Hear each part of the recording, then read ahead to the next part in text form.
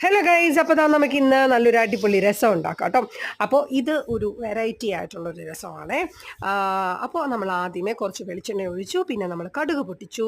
കടുക് പൊട്ടി കഴിയുമ്പോൾ അതിലേക്ക് കുറച്ച് ജീരകം ഇട്ടു. ജീരകവും പൊട്ടിക്കഴിഞ്ഞിട്ട് നമ്മൾ അതിലേക്ക് കുറച്ച് ഉള്ളിയും ഇഞ്ചിയും വെളുത്തുള്ളിയും കൂടി നന്നായിട്ട് ക്രഷ് ചെയ്തത് ഇട്ട് കൊടുത്തു കേട്ടോ.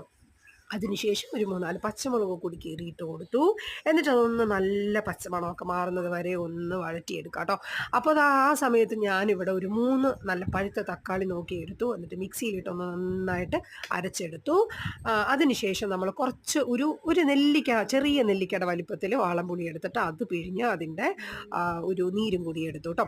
എന്നിട്ട് അരിച്ചൊക്കെ എടുത്ത് മാറ്റി വെച്ചിട്ടുണ്ട്. അപ്പോഴേക്കും നമ്മളുടെ ഉള്ളി നന്നായിട്ട് മുരിഞ്ഞിട്ടുണ്ടായിരുന്നു. അതിലേക്ക് നമ്മൾ മഞ്ഞൾപ്പൊടിയും മുളക് പൊടിയും ഒരു ലേശം ഒരു 1/4 ടീസ്പൂൺ മല്ലിപ്പൊടിയും കൂടി ചേർത്ത് കൊടുത്തു കേട്ടോ. എന്നിട്ട് നന്നായിട്ട് അതൊന്ന് ആ ഒരു പച്ചമണം, അതായത് മുളക് മൂത്ത മണം വരുമല്ലോ, അതുവരെ ഒന്ന് നന്നായിട്ട് വഴറ്റി കൊടുക്കുക. അതിനുശേഷം നമ്മൾ തക്കാളിയുടെ ആ ഒരു അരപ്പ് നമ്മൾ അതിലേക്ക് ചേർത്ത് കൊടുത്തു. ഇനി ആ തക്കാളി ഒന്ന് അതിൽ കടന്നിട്ട് നന്നായിട്ടൊന്ന് വഴന്ന് വരട്ടെ കേട്ടോ. ഒന്ന് നന്നായിട്ട് ഇളക്കി അതിൻ്റെ ആ ഒരു പച്ച ചൊവയുണ്ടല്ലോ അതൊന്ന് മാറണം. അപ്പോൾ അതൊന്ന് ആ വെളിച്ചെണ്ണയിൽ കടന്നൊന്ന് വഴറ്റിയെടുക്കാം കേട്ടോ. അതിനുശേഷം നമ്മൾ അതിലേക്ക് ആവശ്യത്തിന് വെള്ളം, അതായത് നമ്മുടെ രസത്തിന് ആവശ്യമായിട്ടുള്ള വെള്ളം ഒഴിച്ചു കൊടുത്തു. പിന്നെ നമ്മുടെ വാളംപുളി പിഴിഞ്ഞു വെച്ചതുണ്ടായിരുന്നല്ലോ അത് ചേർത്ത് കൊടുത്തു.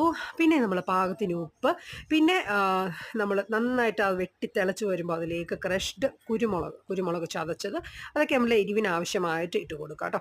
അതിന് ശേഷം നമ്മൾ മല്ലിയില ഉണ്ടെങ്കിൽ മല്ലിയില ചേർത്ത് കൊടുക്കുക. ഞാനിപ്പോൾ ഇന്നിവിടെ മല്ലിയില ഇട്ടിട്ടില്ല കേട്ടോ. ഇതിനല്ലാതെ തന്നെ ഒരു പ്രത്യേക ഒരു ടേസ്റ്റാണ്, ആ ഒരു തക്കാളിയുടെ അരച്ചെടുത്തതല്ലേ, അപ്പം അതിൻ്റെ ഒരു പ്രത്യേക ഒരു ടേസ്റ്റ് ഇതിനുണ്ട്.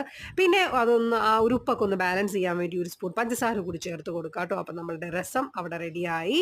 അതിനുശേഷം ഞാൻ കുറച്ച് ചാള വറുത്തു, പിന്നെ ചെമ്മീൻ ഉണ്ടായിരുന്നത് എടുത്ത് റോസ്റ്റ് ചെയ്തു കേട്ടോ. അപ്പോൾ ഇതൊക്കെയാണ് ഇന്നത്തെ ലഞ്ച് റെസിപ്പീസ്. അപ്പോൾ താങ്ക് യു ഫോർ വാച്ചിങ്.